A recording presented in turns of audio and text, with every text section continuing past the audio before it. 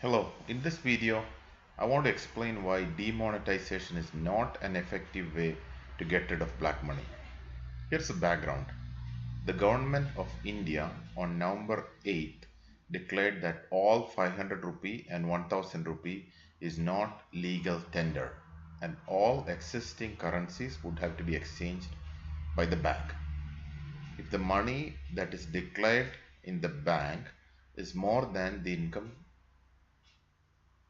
as declared in the income tax department would investigate. Now I want to explain why this policy or this change is not effective. So assume that what I show here is a 1000 rupee note. It's actually a 10 pound note, but let's assume that it is a 1000 rupee note.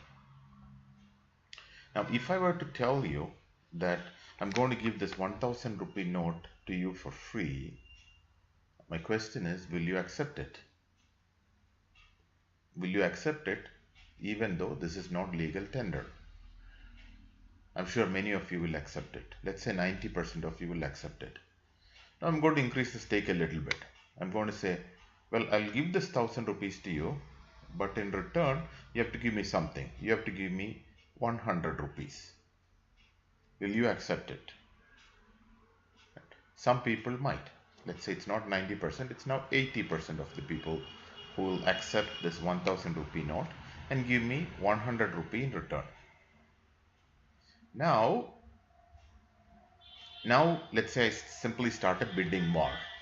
I'm going to say I'm going to give this 1000 rupee to the bidder who is going to give me the maximum in return.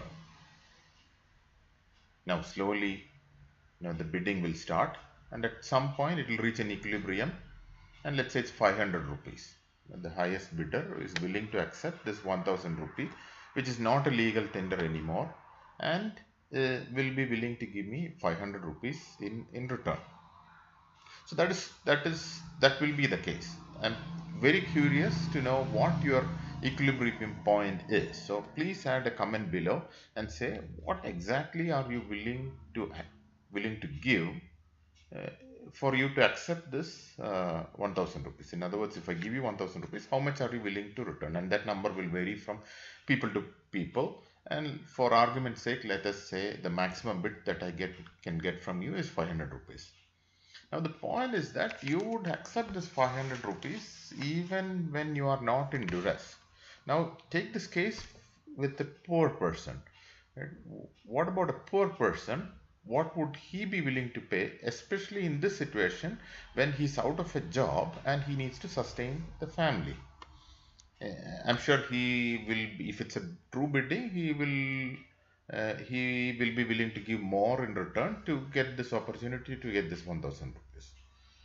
What is that number? It's anyone's guess, but let's say for argument's sake it is 900 rupees. But the point is that there is a number uh, that I can get. It will be somewhere between 0 and 1000, and I'm going to argue and say that the number is going to be in the 900 rupee range, provided it is 1000 rupee note. So now I've just established that it is possible to convert a 100 rupee note to a 1000 rupee note, an invalid 1000 rupee note to a 900 rupee note. And what would the person do after getting this 1000 rupee note? He'd just simply deposit it in the bank and he could get his 1000 rupees back. So it's possible to convert a 1000 rupee note to 900. That is possible. Now the question is, how does a person who's got a lot of money, black money, let's say 1 million, how will he convert this 1 million of 1000 or 500 rupee note into and some other denomination that's not legal tender? Maybe it's 2000, 150, whatever. So this is a problem that's already solved. This sort of a problem has been solved in business all the time. This happens in business all the time.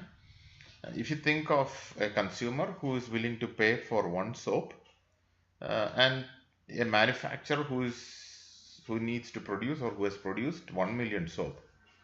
How do you connect a manufacturer who has produced 1 million soap and does not want to deal with selling one soap at a time with a consumer who is going to buy only one soap.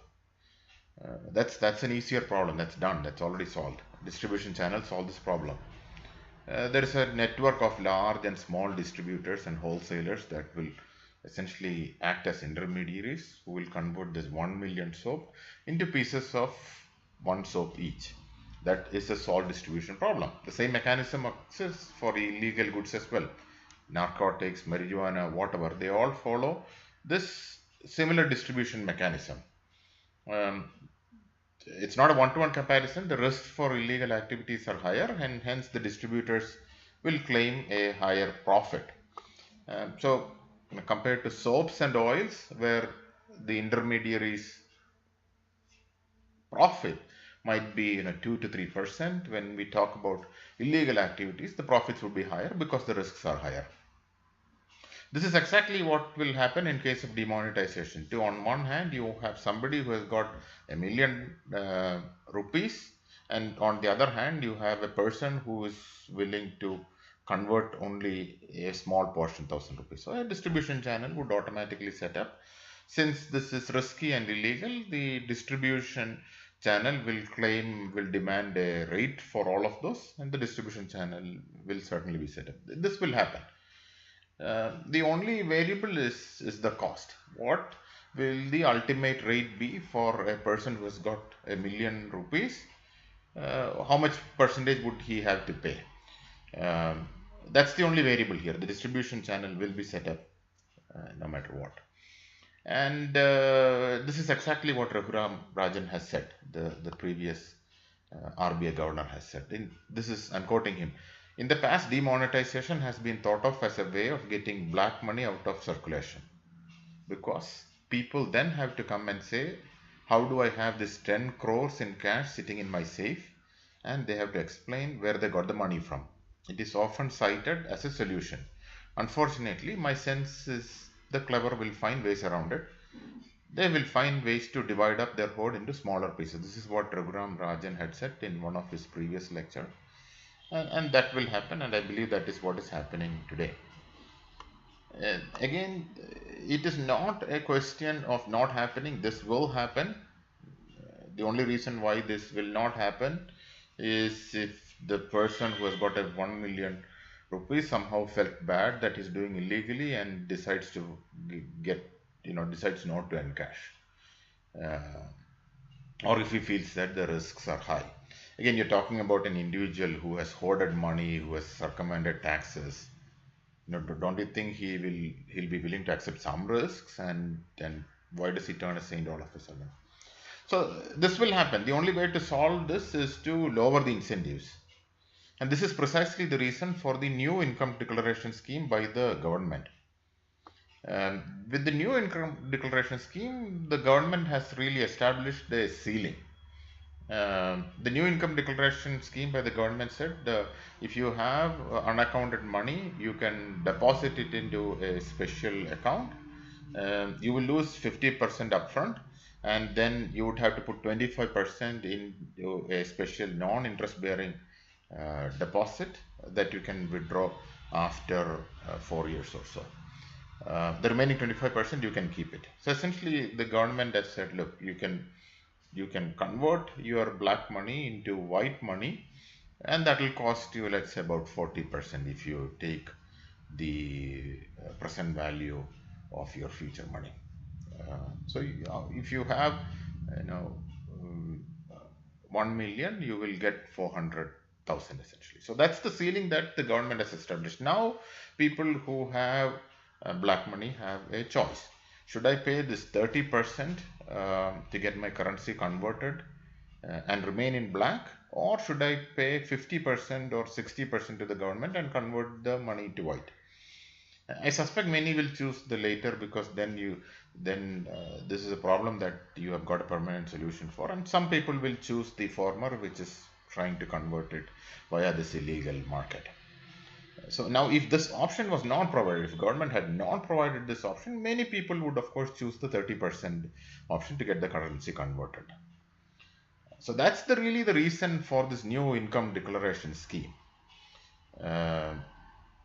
Now I'm really surprised why the economists really didn't think about this sort of lowering the incentive when this was established. So there's no income declaration scheme that was established in the beginning, but it is imperative. If you don't lower the, if you don't um, lower the incentives, right? If you don't have a mechanism, people will of course use this distribution channel.